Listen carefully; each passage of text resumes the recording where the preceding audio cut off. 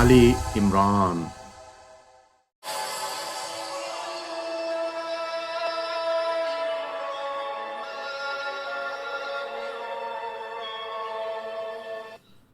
అనంత కరుణామయుడు అపార కృపాశీలుడు అయిన అల్లాహ్ పేరుతో ప్రారంభిస్తున్నాను.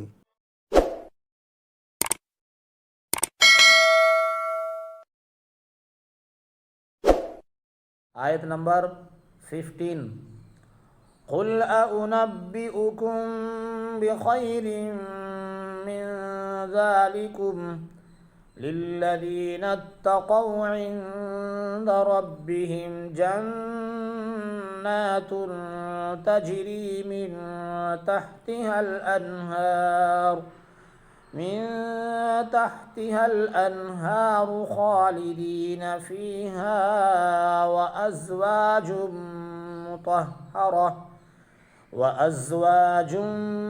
مطهرة ورضوان من الله والله بصير بالعباد. ఆయత్ నంబర్ 15. ఓ ప్రవక్త, వారికి చెప్పు, వీటికన్నా మేలైనదేదో నేను మీకు తెలపనా? దైవభక్తి కలవారికి వారి ప్రభువు వద్ద స్వర్గవనాలున్నాయి. వాటి క్రింద కాలువలు ప్రవహిస్తుంటాయి. వాటిలో వారు ఎల్లకాలం ఉంటారు. పవిత్రులైన భార్యలు వారి కోసం ఉంటారు. వీటన్నిటితో పాటు అల్లా ప్రసన్నత వారికి ప్రాప్తిస్తుంది. అల్లా దాసులను కనిపెట్టుకొని ఉన్నాడు. మీరు ప్రపంచంలోని ఈ వస్తువుల పట్ల మోజు పెంచుకుని సర్వస్వం ఇదేనని భ్రమపడకండి. నిజానికి దైవం వద్ద మీకోసం సిద్ధం చేసి ఉంచబడినది ఇంతకన్నా మేలైనది. అది కేవలం దైవభక్తి పారాయణులకు మాత్రమే లభిస్తుంది.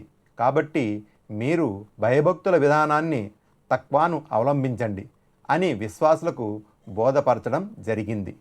మీలోనే గనక దైవాదేశాలను పాలించే గుణం పెంపొందితే ఇహపరాల శుభాలన్నీ మీ ముందు వచ్చి పడినట్లేనని చెప్పబడింది.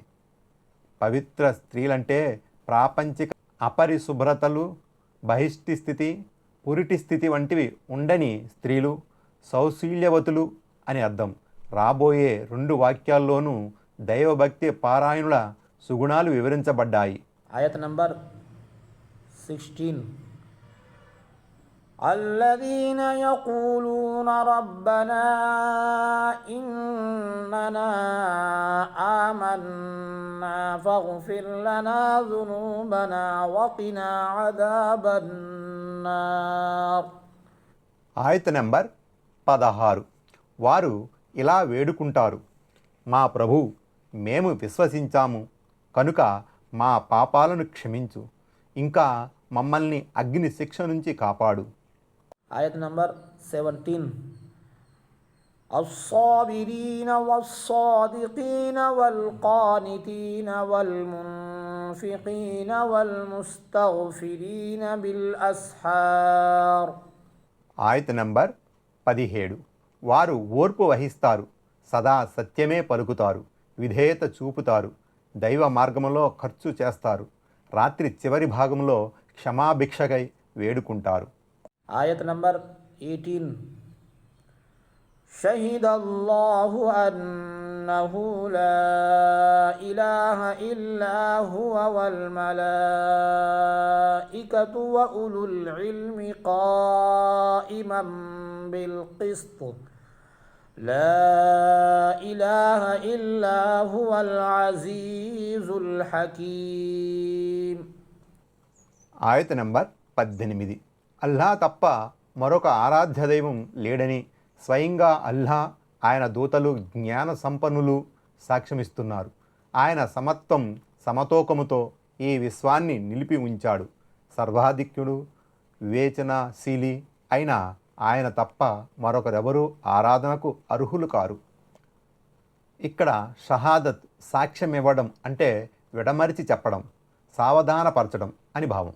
అంటే అల్లా ఏదైతే సృష్టించాడో, మరేదైతే బోధపరిచాడో వాటి ద్వారా తన ఏకత్వం వైపుకు మనందరికీ మార్గదర్శకత్వం వహించాడు. ఫతహుల్ ఖదీర్. దైవదూతలు, జ్ఞానులు కూడా ఈ దేవుని ఏకత్వాన్ని, తౌహీద్ గురించి సాక్ష్యమిస్తున్నారు. అల్లా తన దూతలతో పాటు తమ పేరును కూడా ప్రస్తావించడం జ్ఞానుల, విద్వాంసుల అదృష్టం అనాలి. దీని ద్వారా జ్ఞానానికి గల ప్రాధాన్యత, మహత్తు ఎటువంటిదో తెలుస్తుంది. జ్ఞానం అంటే దైవ గ్రంథ జ్ఞానము, సున్నత్ జ్ఞానము అని భావం. ఫతహుల్ ఖదీర్.